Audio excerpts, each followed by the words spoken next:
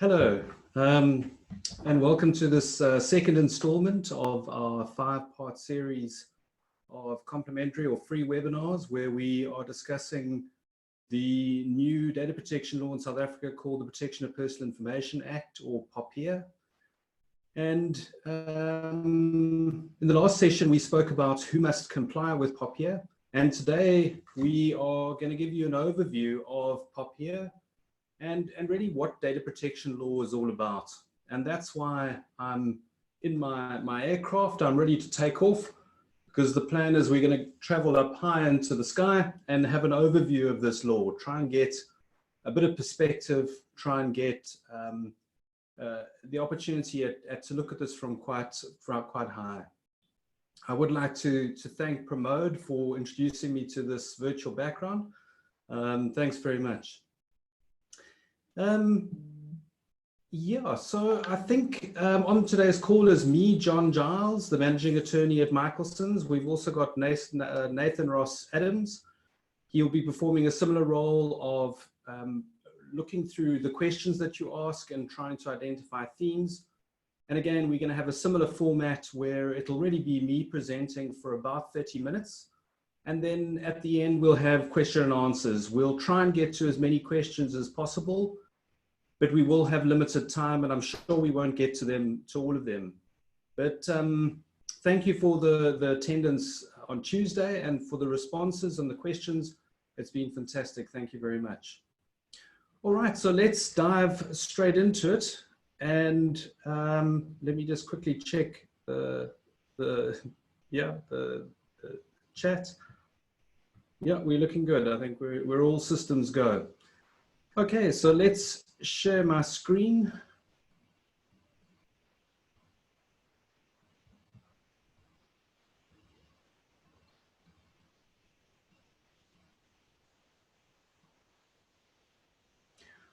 All right, so we're going to go into the intro, and as with Tuesday, please be on your toes. I'm going to ask a few polls to gauge various things from the audience. Again, we've got a great crowd in. We're well over the 200 mark. And where I'd like to start is that it's very important to start with why. And the reason why data protection and POPIA is important is that we are trying to protect people from harm. That's the essence of what we're doing here. By protecting people's personal information, you protect them from scams, from identity theft, from losing their money, from bodily harm even. We stop people being discriminated against. We stop direct marketers being a nuisance.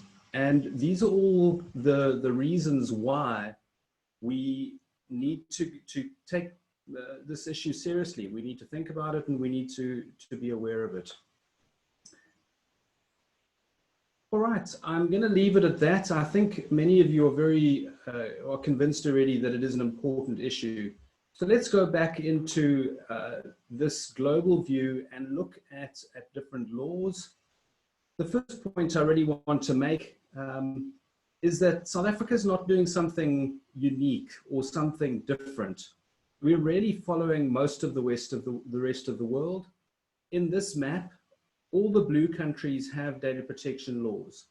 And so you can see it really is a global issue. And South Africa, we very much are towing the line, and we are also very much late to the party. Most jurisdictions have had data protection law for a long time. We're not pioneers, we very much are followers. And some people, and I've been reading a few things where people have been saying that South Africa, we're trying to reinvent the wheel, we're doing something different, we're doing something strange, and we're really not. We are following what the rest of the world has done. But we are the latest law to commence. It commenced yesterday. We looked at who must comply last week, and this week we're going to look at an overview of POPIA. And so this is difficult to do, and we've got around about an hour including questions, and it's a really tricky thing to do. So one place to start, and a lot of people think, well, let me start by reading the actual act, the text. Let me look at the text itself. And most people struggle when they look at the text. It's pretty hard going stuff. It deals with intangible concepts, and it's not an easy law to read and to understand how it applies to you or what's relevant about it. If you do want to read the Act, the best place to look at it is popia.co.za. It's essentially POPIA in the form of a website. You're able to navigate very quickly through the different sections, and it's all web-based and it's free. And that's definitely the best version to look at. I mean, I joke with people and say to them, you know, you should really buy a hard copy of it and keep it next to your bed and then read it at night. It's fantastic bedside reading, and you'll really find it riveting. You won't be able to fall asleep. And of course, that's not the case. Most people would start reading, and within a few minutes, they'll be fast asleep. It really is quite tough to read. But let's go to a poll, and let's ask the group these questions. So if you wouldn't mind picking which one is most relevant to you, and you can pick multiple ones to really get an idea who's read more than half of POPIA, who's read less than half, who has not read it and never wants to, who's read more than half of GDPR, and same scenario there. Thanks. The votes are coming in thick and fast. It's interesting to see where we stand. But I mean, just as you're voting a bit more, it really is the law doesn't follow a logical sequence, and so it's not like a story that has a beginning, a middle, and an end. You really have to dive in different parts of the Act to get an understanding of how it works for you and how it applies to you, and that's what makes it hard. So let's end the poll there, and I'll share the results with you. So we've got more people have read less than half than who've read more than half of POPIA. There's some, only 14%, that's quite low, of people who never want to read it. And then the stats are less people have read the GDPR. And so that's interesting. But many people have read the GDPR as well. And I'm encouraged by the number there who also have read more than half of POPIA. But what I'm going to try and do today, and sorry, so actually the other poll I'd like to quickly launch while we're here. Let's launch this one as well. And let's get an idea of how aware you are of data protection laws. So yeah, are you aware of multiple of them? Are you aware of GDPR? Some people have spent a lot of time with the GDPR, the EU data protection law, and not much with POPIA. But let's get an idea of the audience. That last one is, I must give credit to David Bowie from his song Absolute Beginner. Yeah, so I'll give you a couple more seconds to vote. We're sure up at in the almost the 200s of people who voted. Yeah, I'll end it there and share the results. All right, so there are 46% of people who say they're aware of multiple laws, aware of GDPR, but not POPIA. Okay, so there are not many people who know about GDPR, which is interesting. And about 10% of you are absolute beginners. Okay, great. And then also, just so that I know how to pitch today, I'd also like to get an idea of what size the organizations are in today's call. It always helps to know who the audience is so that I know what to highlight and what are the key components to think about. Yeah, so you can only choose one here. Thanks, those results are coming in thick and fast.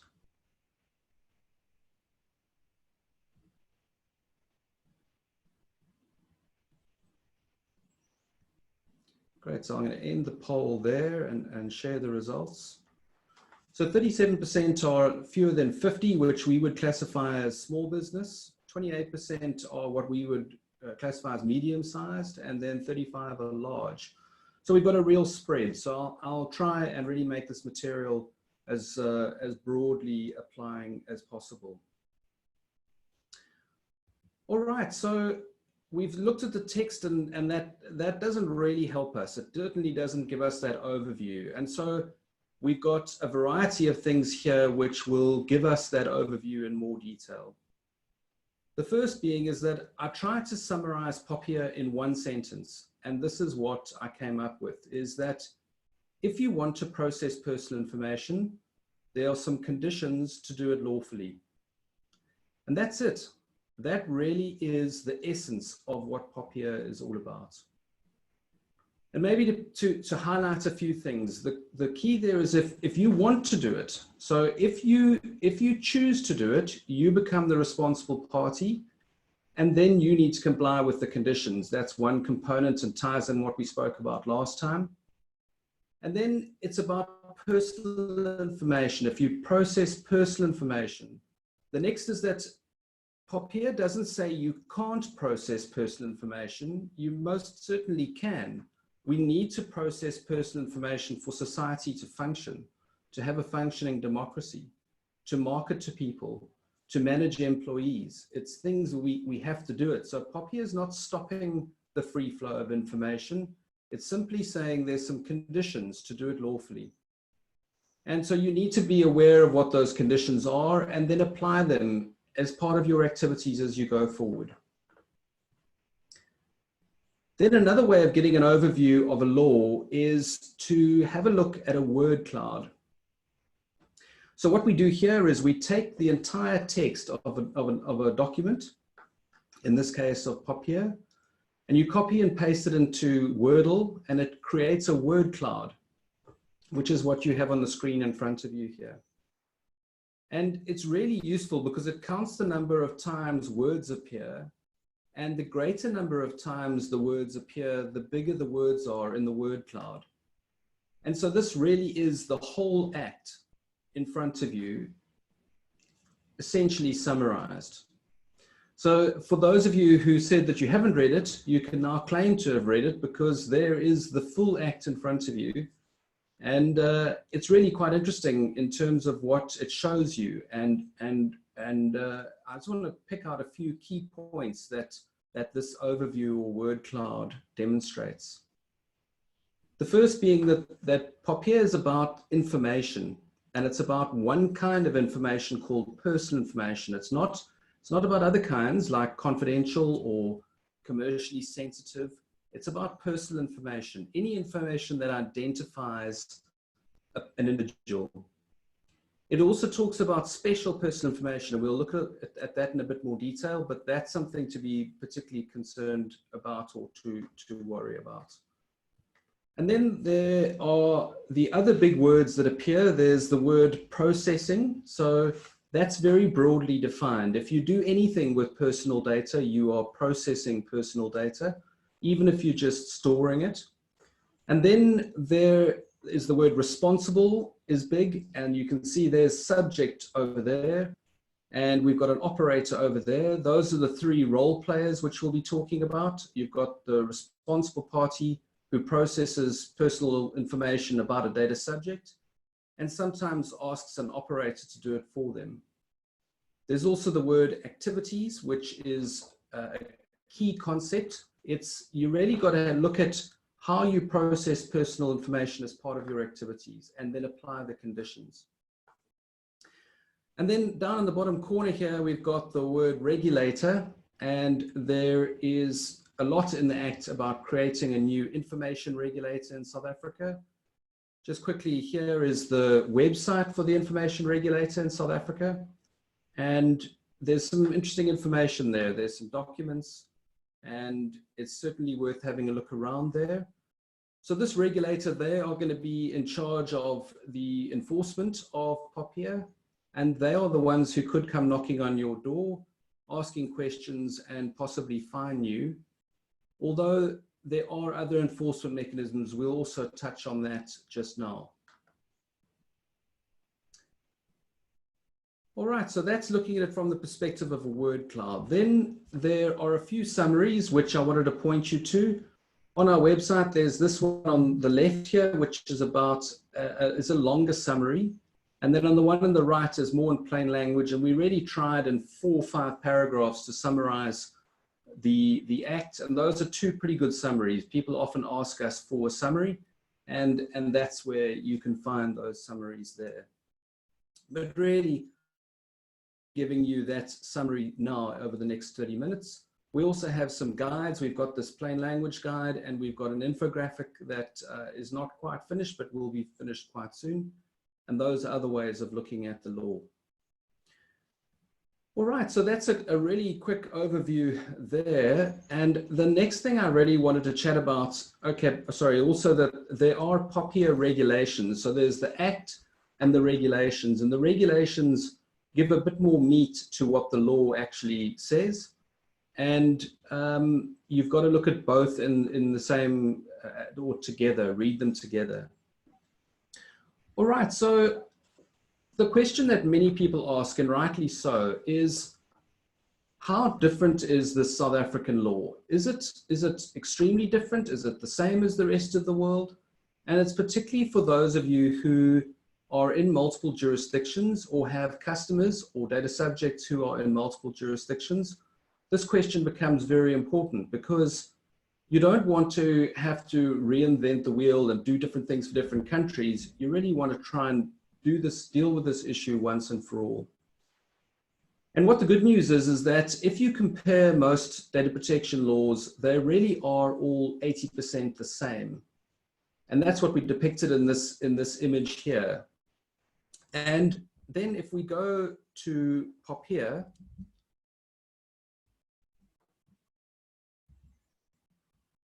just give me a sec. So if we look specifically at POPIA then, POPIA is about 70% the same as the GDPR. There's an extra 20% in GDPR and about 10% extra in POPIA. But they are really very similar laws. And we created this table to show you that to a large extent, it's just a difference in terminology. Otherwise, they really are very, very similar. I wanted to pick out in terms of terminology here, there are two very important differences. The rest of the world talks about a controller, and in South Africa, we talk about a responsible party. The rest of the world talks about a processor, and we talk about an operator. And we're actually in favor of using global terminology because it just helps you deal and work in the global environment. And so most of our material talks about controllers or processors, but they're the same person as the responsible party or operator in South Africa. But otherwise, we've got an information officer. The rest of the world has a data protection officer. And in South Africa, we talk about the protection of personal information versus data protection, but they really are the same thing. And there really are so many similarities. The other key difference is that the rest of the world talks about principles, and in South Africa, they're called conditions. But really, again, they are the same thing. There really isn't much difference in it. And this is what this table is showing you, is essentially that if you compare POPIA with other laws, there's a massive overlap, and really everything is covered one way or another. All right, so the other thing to show you quickly here is that this is a document we put together, which is the extra compliance requirement table. It sets out what's extra in POPIA for those of you who wanting to focus on, if you've complied with data protection laws in multiple other jurisdictions and you then want to focus on just the extra in South Africa, that would be a very useful table for you to have a look at. All right, so let's leave that there. And I'm now going to go across to our Learn section. And again, just pick out a few key things that I think we should cover today. The first being the timeline, and this is really quite important. This is the full data protection timeline of what's happening when.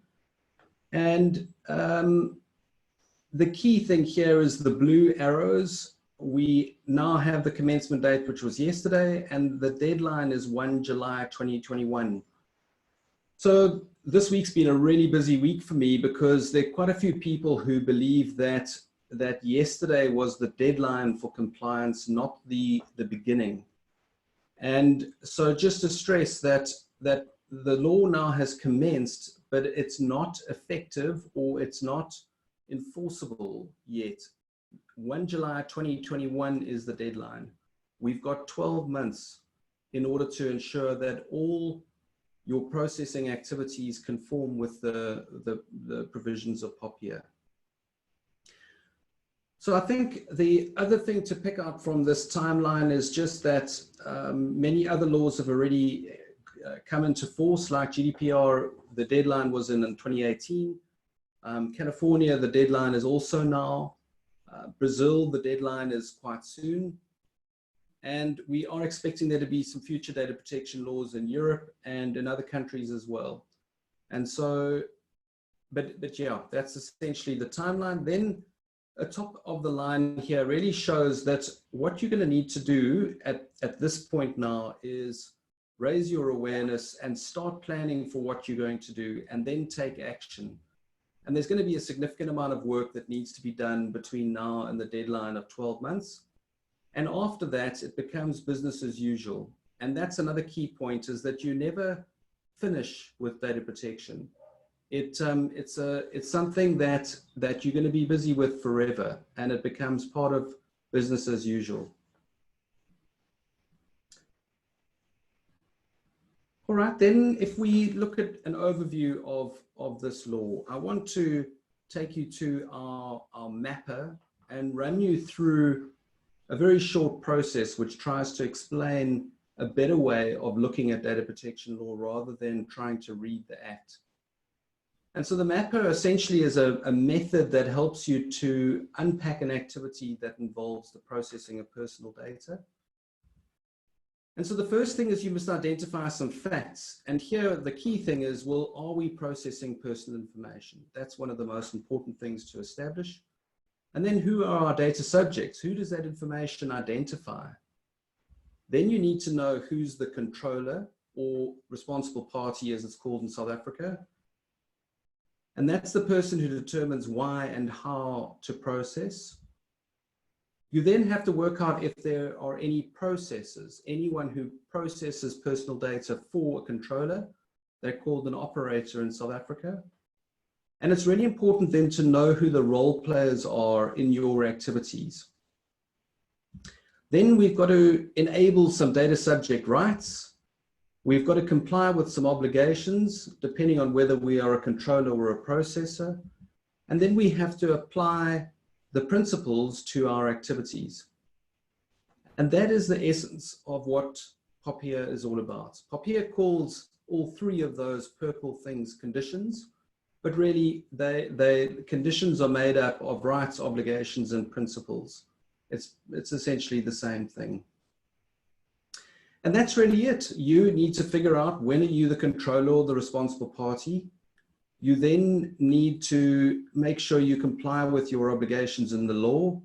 You enable those data subject rights, and you are applying some principles whenever you're processing personal data as part of your activities.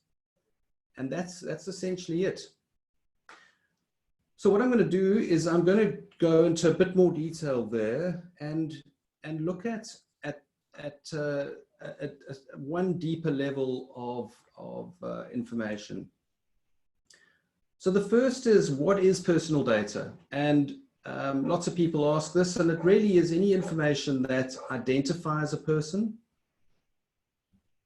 I think I'll leave it there, other than maybe to quickly show you here in POPIA, this is the definition in more detail, and they give lots of examples.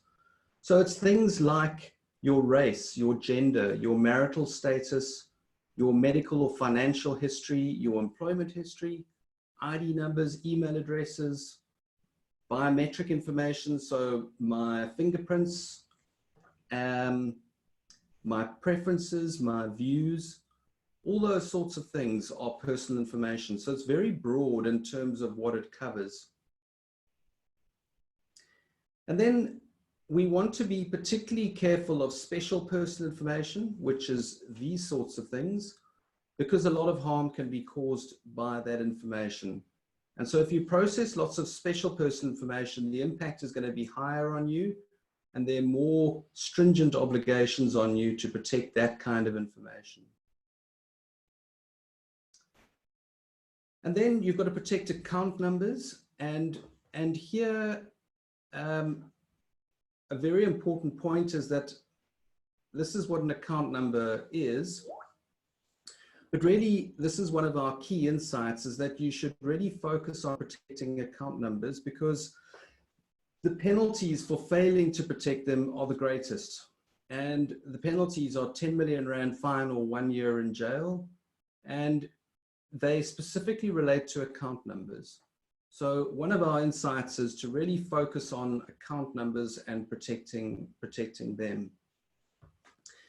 Another is that if you're processing children's information, somebody less than 18, then you also want to be very careful. We obviously want to protect our children from harm. So those are some relevant facts to know. The role players we've spoken about quite a lot. To give you a flavor of the rights that we need to enable is that going forward, data subjects have a right to know what you're doing with their personal information, to access the personal information you have about them, and then to change that or erase it. And that's where the right to be forgotten comes in. They also have a right to restrict what you do with their personal data, to port it from you to somebody else, and object to the processing. And particularly that objection is where the direct marketing component comes in. They also have a right not to have automated decisions made about them based on their data. And then in terms of obligations, controllers have certain obligations, and you can see they have many, from implementing security measures to keeping records to conducting assessments to appointing officers. There are a variety of things that controllers need to do. Processors also have some obligations, like entering into contracts with their controllers, following instructions, and also keeping records and appointing an officer. And then really the meat of data protection are the principles. And so controllers must process personal data in accordance with these principles. So they must process it lawfully, fairly, and transparently, for a purpose, only as necessary, accurately, no longer than is necessary, and securely. So maybe let's take an example, which a very good one is at the moment, many organizations are processing health information for the purposes of COVID-19. And so the controller is the employer, the data subject's the employee, and the controller must, or the responsible party must, process it lawfully, fairly, and transparently. So they must be open about what they're doing. They must be clear why they're doing it, and why is clearly to keep people healthy and to comply with the law. And that's also where the purpose comes in. We're processing certain information for the particular purpose of reopening our offices and keeping people healthy. So it must only be for that purpose and not for other purposes. And that's really where the only as necessary comes in. So we shouldn't be taking some of health information and then using it for performance appraisals or to decide who we might retrench. That would be using it for other purposes. And then we must have accurate information. And then hopefully once COVID-19 is passed, we then no longer need to process that. So then no longer than necessary are we going to carry on processing it. And we must keep that information secure while we have it. So those are the principles. And it's as simple as you can look at what does the law require you to do when you're processing personal data as part of your activities. All right, so that's a really quick overview of the law. And time is flying by, but there are a few more things I'd like to chat about, and then we can go to some questions.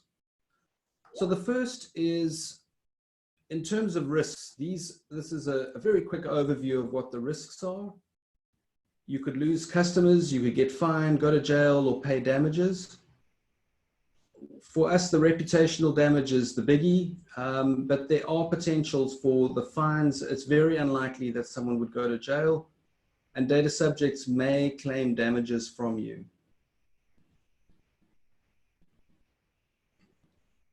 All right, so then let's go across to some key insights, particularly around POPIA. And I just wanted to talk through this, and then there are a couple more things to discuss, and then we can get to some questions. So the first one is, call it POPIA, not POPI. And essentially, you can call it whatever you like, but the regulator has asked us to call it POPIA because it rhymes with PAIA. And so that's why we call it POPIA, and we believe it should be called that. Then the next is really keep it practical. There's a temptation, and often it happens, people really get caught up in doing many things that aren't effective or practical. So it's always to bring it back to, are we protecting personal data? Are we actually protecting people from harm? Then focus on protecting account numbers. Then look at data protection as a global issue. Don't look at it specifically as POPIA. Think and bear in mind that the GDPR is there. And really, for many of you, you probably need to comply with the GDPR, and you might not yet realize it. That's another discussion that we could have, but it's to look at POPIA in the context of a global situation. And then bear in mind that data protection is just one information law. There are other laws dealing with information. Data protection is a very important issue, but don't ignore other kinds of laws that deal with information, like, for example, the Cybercrimes Bill that's currently working its way through Parliament. That's also an important thing to look at. And then call it a data protection project, not a POPIA project, because almost all of you will need to comply with multiple data protection laws. And the issue is about data protection. It's not about POPIA. The focus shouldn't be on the specific law, but rather the outcome. What are we trying to achieve, which is data protection? And then focusing on governance, particularly data governance, is also a really important thing to do. That's really coming from King 4, and again, is a much broader discussion.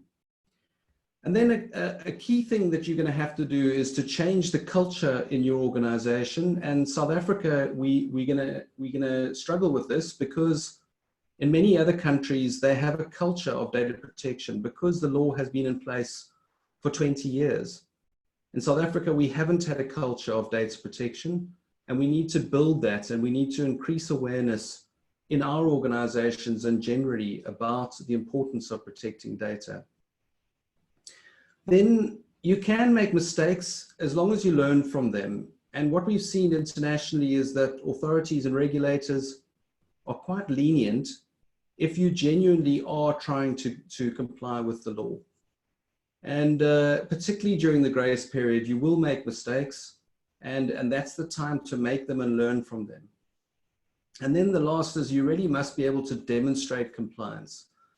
The information regulator can come and come to your offices and say to you, what have you done? Show me the assessments you've done. Show me the work you've done. Show me the documentation. And so that's an important thing to get right as well.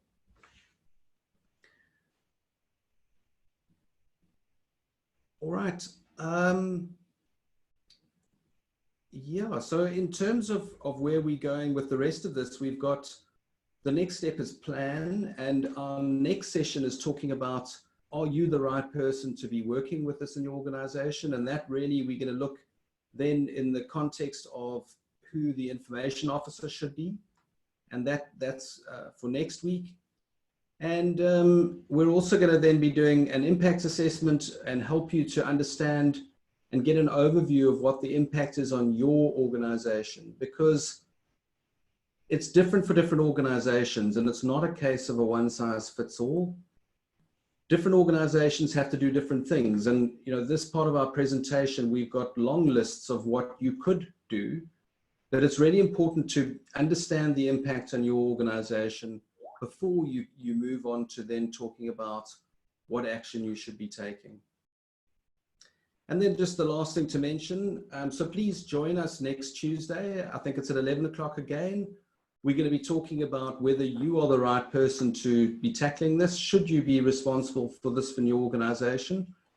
But if you know the answers to that, and you know the impact, and you know your next steps, you can jump straight across to the next steps. And essentially the next steps, you can either comply yourself by joining our program, or we can comply for you. So please inquire, and we can give you a quote to help you with various aspects of your journey towards compliance. You can find out more information about our program on our website. And yeah, so either join us on Tuesday, or you can check out our website and have a look at those two aspects. All right, that's all I really wanted to cover. So let's move across to some questions, and maybe if I can ask Nathan if he's been able to identify any themes or key questions. Hi, John. Yes. Okay. So there has been a series of, well, there have been a series of questions, particularly relating to what constitutes personal information. For example, one of the questions relates to recruitment agencies, where an in-house HR department, if job applicants send resumes via email which contain personal information, do they have a right to ask for erasure of those emails? That's one of the first questions. Okay, sure. Well, let's tackle that. So, yeah, I mean, it's a classic scenario. People applying for a position, there's lots of personal information in their CVs. You know, we looked, and if we go back to the definition of personal information, there really is a huge amount. And so it is an area that's very important. And so what I propose and suggest there, and this is a great example, if you have, let's say on your website, a section for submit your CV here, what you really should have there is a notice, a data protection or privacy notice saying, when you submit your CV, we will be processing various of your personal information for the purpose of evaluating whether you're suitable for this position or other positions in the company. We'll store it for as long as we believe is necessary, but after a certain period of time, we'll approach you for updated information. So it's the classic scenario where you need to be transparent about what you're doing. You should preferably get their consent at that point in order to process that information, and be very clear about what you're doing with it. Because once your purpose is complete, so for example, if you're evaluating CVs for one particular role, once that role is filled, your purpose is complete, and you should be destroying and deleting that information that you've received. But if you specify that your purpose was for evaluating any role that might come up in the company, then you could retain that information. But that's then where the principle of accuracy comes in, is that that information will become stale over a period of time. And then there'd be an obligation on you to go and inquire and get updated information. The other key area where this works is that recruitment agents often have portals, and it's very important to manage it through that process and work out what the relationship is between the employer and the recruitment agency. So that's just a quick answer. We won't have time, I think, for more. So should we move on to the next one, Nathan? Oh yeah, definitely. Okay, so the next question is relating to the GDPR and POPIA. One of the panel participants said that certain requirements mirror each other. And I noted that you mentioned earlier that there's a sort of 80% overlap between these two pieces of legislation. But the question really is, if a company is compliant with the GDPR, do they have to still become compliant with POPIA?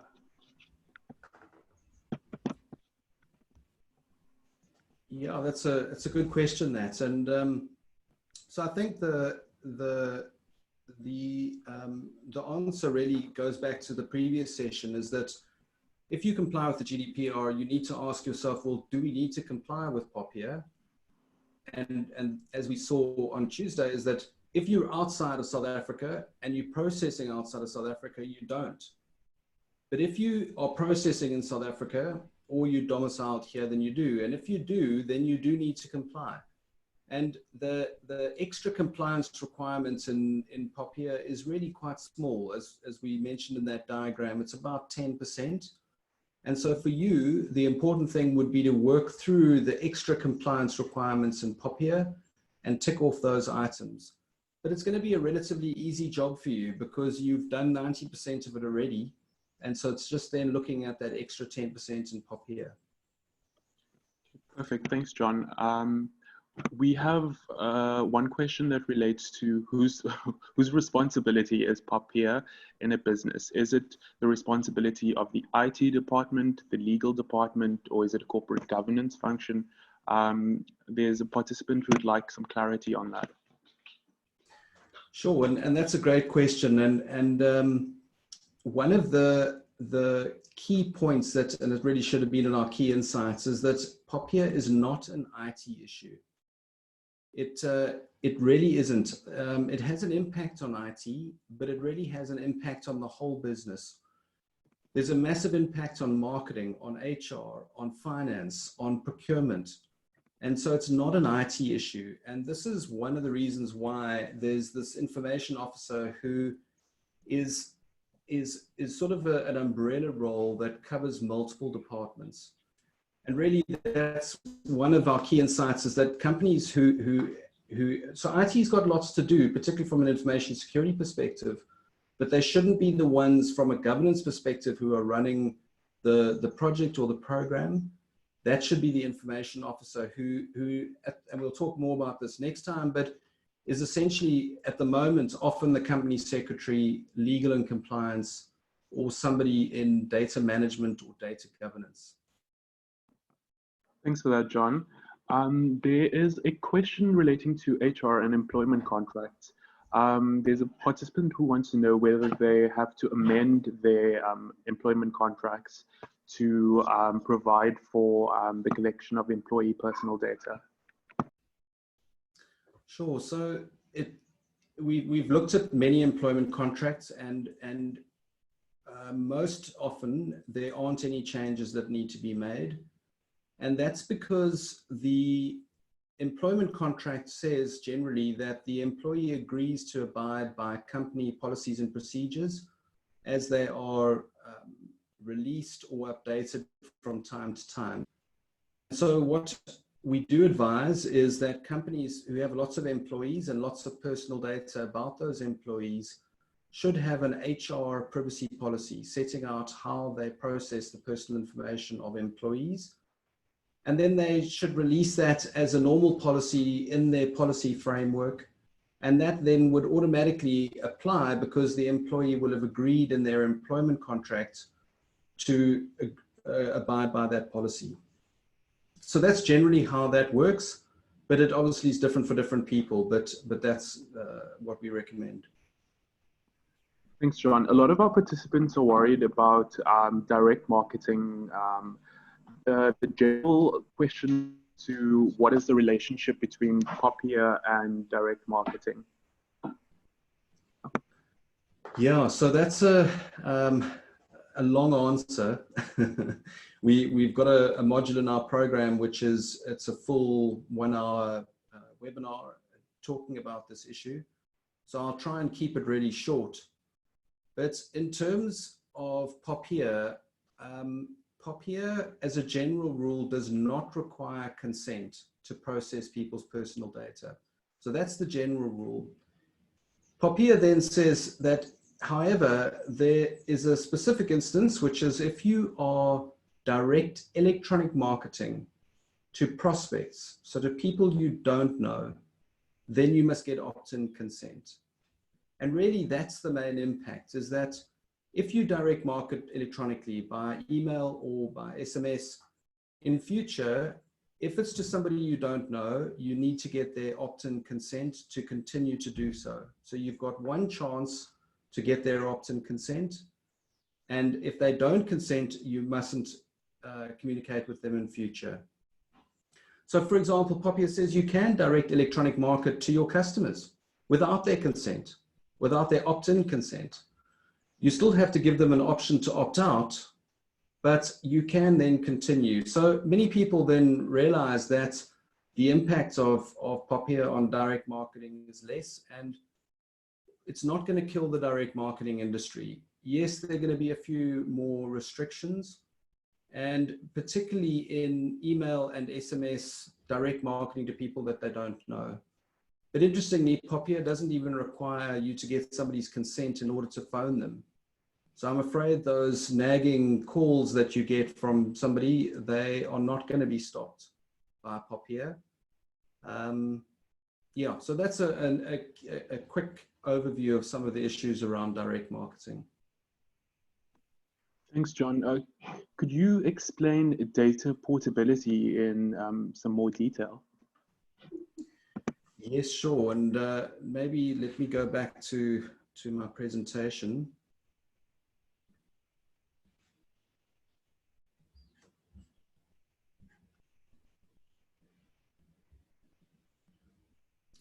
So that was under the data subject rights, and data subjects have the right to port data. And I mean, there are a couple of examples, but I think the easiest way of explaining this is to draw the analogy of porting your number from one cellular provider to another.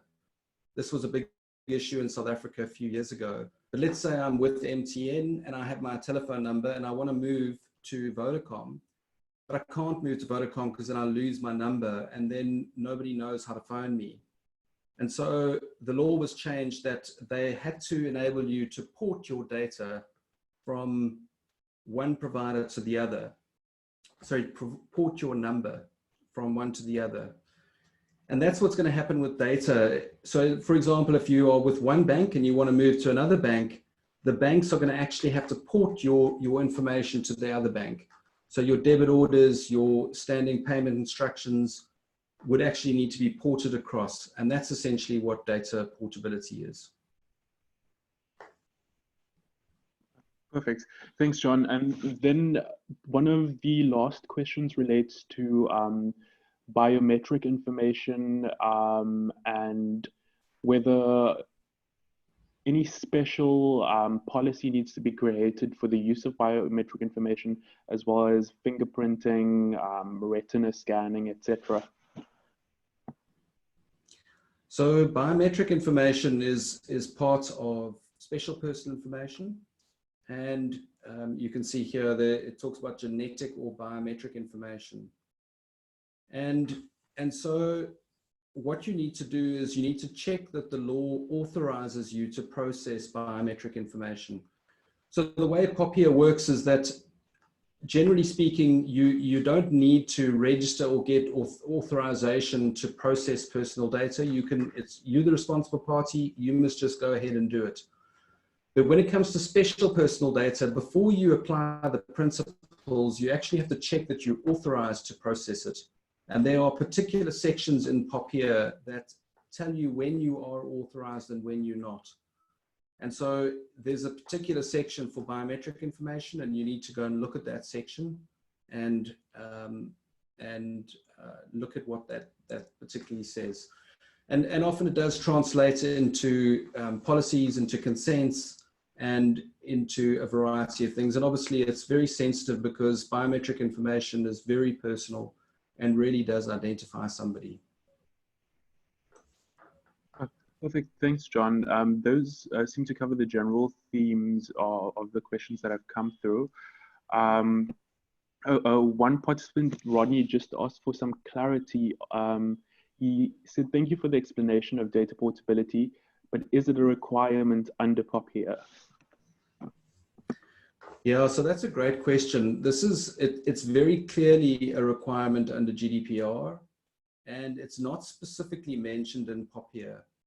But but if you look at the conditions and you look at components of POPIA, there is a strong argument that data portability is actually part of POPIA. But the other thing is that POPIA says that we and the regulator have to take international developments into account in applying and interpreting POPIA. And so for us, if the rest of the world moves towards data portability, then there's already a strong argument that it needs to be done in South Africa as well. Okay, perfect. Thanks, John. We seem to have reached the end of our themes of questions. Okay, perfect. I've got the Q&A box here in front of me. Maybe I'll quickly just glance through and see if there is time to answer a few more. So the one question is, will the regulator backdate investigations prior to today? For example, the high profile cases of Liberty Life and Nedbank who lost personal information. So no, they can't go back in time. It's one of the key principle in law is that you can't prosecute somebody for something that they did when it wasn't a crime. You know, the regulator's been encouraging proactive compliance up until this point, and I think they will continue to do so through the grace period. And so they've asked that we do notify them of any breaches that we know about. So we've been advising clients as part of being a breach coach to notify the regulator. And sometimes the regulators ask for more information and they've wanted to be involved, but they can't go back and investigate or old incidents. And even they'll be part of ones that happen between now and the deadline, but there won't be consequences. They won't be able to fine you or issue enforcement notices because yeah, the law's not in play. Let's just see if there are a few others here. So Sharon asks, when visiting businesses for an appointment and they take down all the following information like scanned driver's license, car license, ID, and cell phone numbers, what are your rights? Yeah, that's an interesting one which many people raise. Again, we've got a program which is data protection for community schemes for like body corporates, and that goes into that issue in a lot of detail. You know, generally speaking, the purpose is to keep that estate secure, and then you've got to look at the principles again. So do they actually need that information to keep it secure?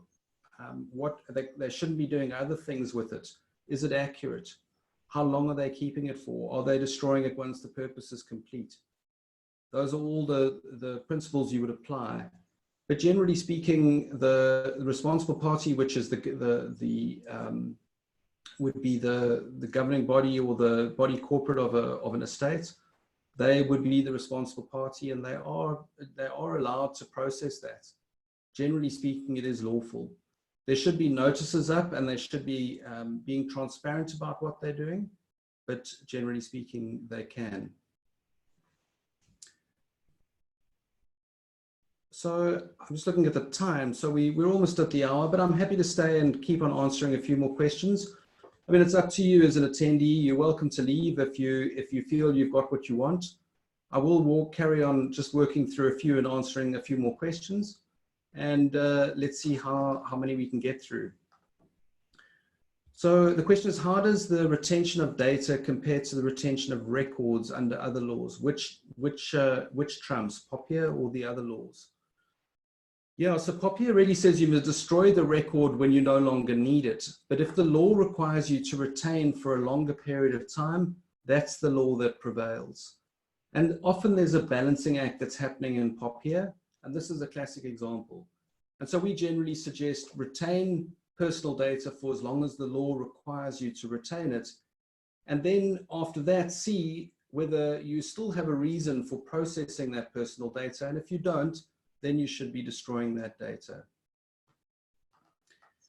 Then Gillian asks, will you be addressing emails and email databases and newsletters and how POPIA affects this? I think we did tackle that very briefly. It is quite a complex issue, but I think I did tackle that. We've tackled marketing there. So the question is, when does the information officer have to register with the regulator? We'll tackle this in more detail on Tuesday, but you can't do it now. What we're anticipating is that the regulator will create a mechanism on their website to enable you to register the information officer. And hopefully it is a very painless process. I hope it is, because if it's going to be a tricky process, they're going to be inundated because everybody has to register their information officer with them. It just won't be possible. So the question is personal data of a juristic person covered in the same way as that of natural persons? Why does POPIA say where it is applicable? Yes, it's a great question, because the rest of the world only protects the personal data of natural persons, of human beings. In South Africa, we have extended it and said you've got to protect the personal data also of juristic persons like companies where it is appropriate. And so obviously companies don't really, they can't feel, they can't be hurt emotionally, but they certainly can have their money stolen. And so, for example, where you are paying somebody and processing their bank details, processing a company's bank details, you need to be protecting those account numbers and bank details so that they don't suffer harm. So it's really where it's applicable, and that's why the law is structured in that way. Then the question is, if I provide a quote to a data subject and he doesn't take the quote, can I keep the data subject's information for longer than the quote is valid? And the answer there is yes. And you can even continue to market that to that person because you obtained their details in the context of the sale of a product or a service, and therefore you are entitled to follow up with them. How long that can carry on for is another question. It varies from different jurisdictions, but we typically say about 6 months to 12 months. Then the question is, does the rights of erasure apply for personal information collected for academic research purposes? Yeah, we're about to launch a lens to our program called Data Protection for Researchers. And there are special considerations that apply in that context, and lots of exemptions actually that relate to research. And so I would say that no, it's not the same scenario.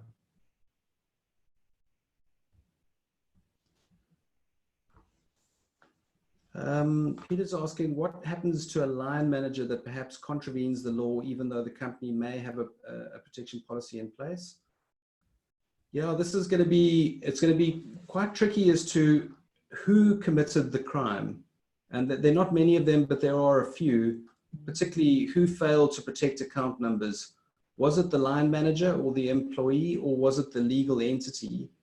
And obviously there are going to be some finger pointing that's going to happen. But yeah, the company, if you're looking at it from the company's perspective, wants to be clear that they've done what they should have done and therefore didn't commit the crime. And then if the company had done that and it is the employee who, for example, are selling bank account details to criminals, then they would be the person who commits the offense and who would then go to jail.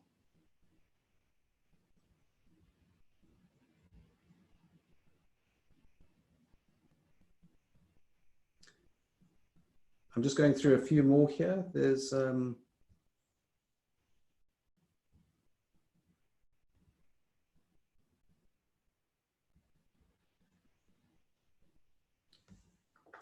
so Letty asked, would I automatically receive the links to the rest of the webinars in this series, or should I register for each one separately?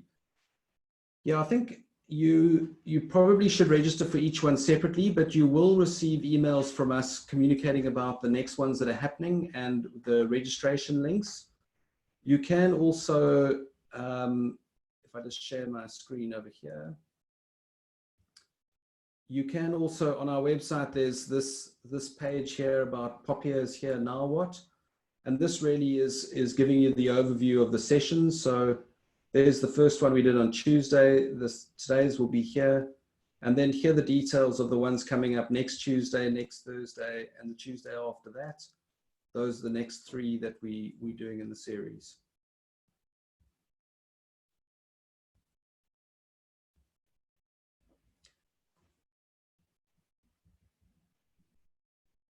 So the question is then can we have more than one information officer? So 2 in total, one being head of legal and the other being head of risk. So we'll tackle this in detail on Tuesday next week, but you can have as many information officers as you want. Some companies have 50. It's just important then obviously to be very clear on what aspects they are responsible for. Some companies have an information officer with multiple deputies, and we'll tackle that in more detail next week. Lucian asks, can a data subject request their data to be provided to them digitally? Yeah, there's a lot to that, and the law isn't very specific, but they probably do. It also, that relates also to the Access to Information Act. There's a lot more in POPIA around what form the information must be released, but I would say there probably is a good chance they're allowed to ask for that.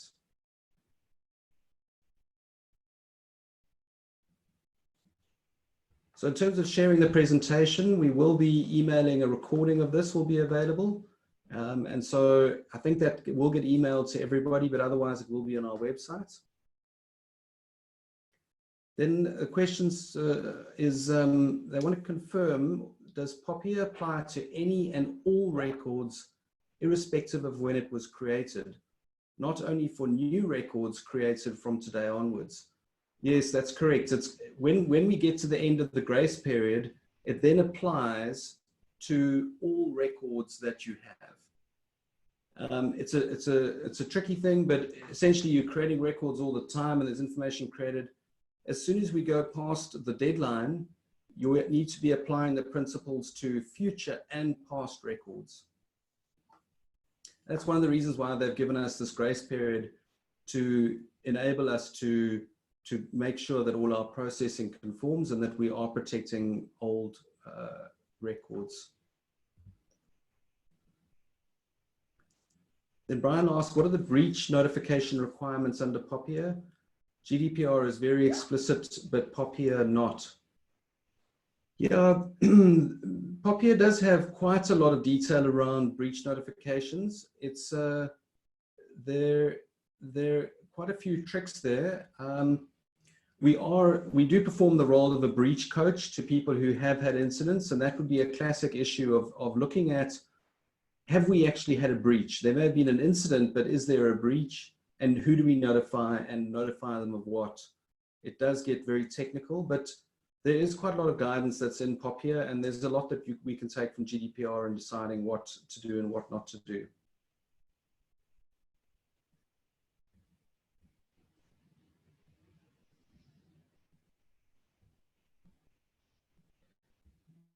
Yes, POPIA does apply to the protection of personal information for trusts. Trusts would be a juristic person, so if we're processing the information, we do need to check that. Then a person asks, as a private investigator in financial crime, we usually archive a closed file containing profiling, as we often come across the subject again. Is this still allowed? I would argue yes, but there are quite a few things to think about there. Yeah, there's too much, I'm afraid, to cover now.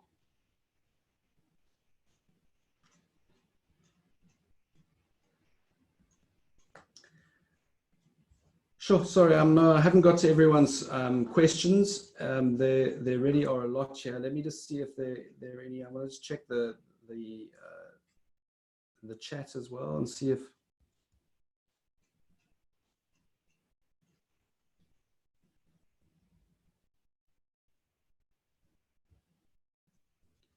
So the one question is, what are the fines and when will they start enforcing them?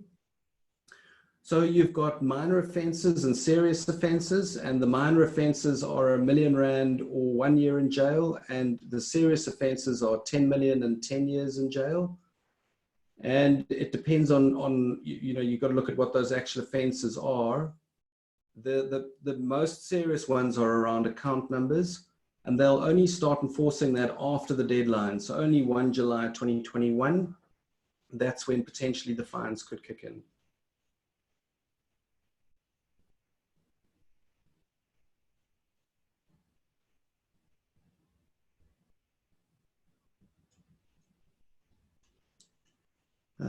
Sure. Thank you very much for your responses. Really, there's so much in the chat and so many questions. We I think are going to have to call it a day there. But yeah, in terms of getting answers to your questions, there's lots of information on our website. there's also, our program was specifically designed to help answer a lot of the questions that you're asking. And so if you've got lots of questions, I'm sure you'll find those answers in our programs.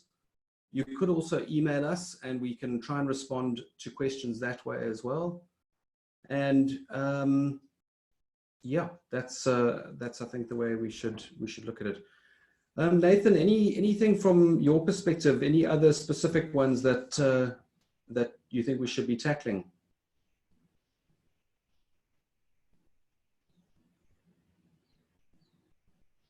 No, I'll take that as a no. All right. Well, thank you very much. Thanks for attending, and I appreciate you coming. And I look forward to Tuesday, where we'll be tackling really the question as to whether you're the right person to be taking on this responsibility and to be running with it, the role of the information officer, and what that means. So please register for Tuesday's webinar. There is information about it on our website, and you will also receive email communications about that. All right, thanks very much, and see you on Tuesday.